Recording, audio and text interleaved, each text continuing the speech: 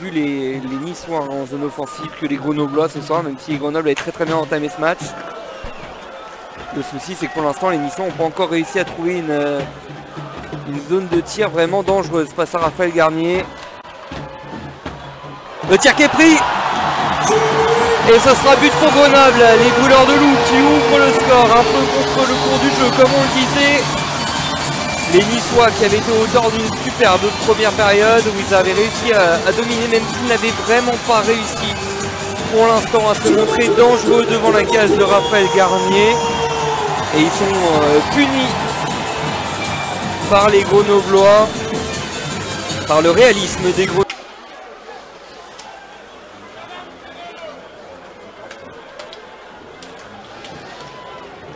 Sacha Trey, le palais qui remonte, il n'y aura pas de hors-jeu. Et la passe qui a été mal assurée là vers Joël Champagne. Qui va passer derrière jusqu'à Maxime Lamarche. Et les Grenoblois en zone offensive. Il est tombé tout seul, Maxime Lamarche là. Et ce sera but. Et dans les premières minutes, premières secondes de cette troisième période, les Grenoblois qui font le break et qui passent devant, 2 buts à 0. Attention, aux Aigles de Nice à ne pas craquer dans ce troisième tiers. On sait que les Grenoblois sont particulièrement efficaces en troisième période depuis le début de la saison.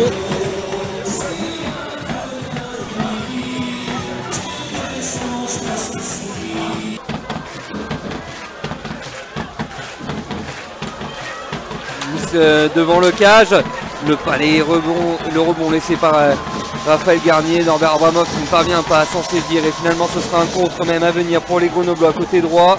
Le tir et le troisième but des Brûleurs de Loups ce soir à 7 minutes de la fin du match, et Grenoble qui prend un très bon avantage et une très belle option sur la gagne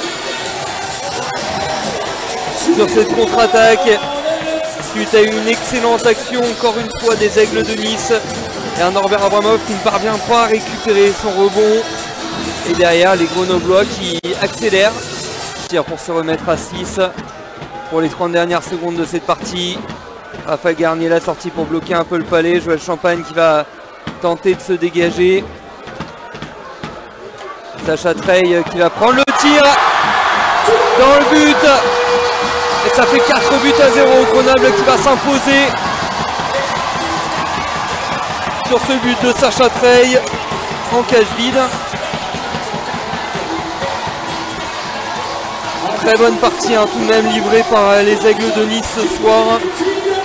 Ils ont été très proches des Grenoblois, de très belles occasions. Pour l'instant il a fallu un excellent Raphaël Garnier dans sa cage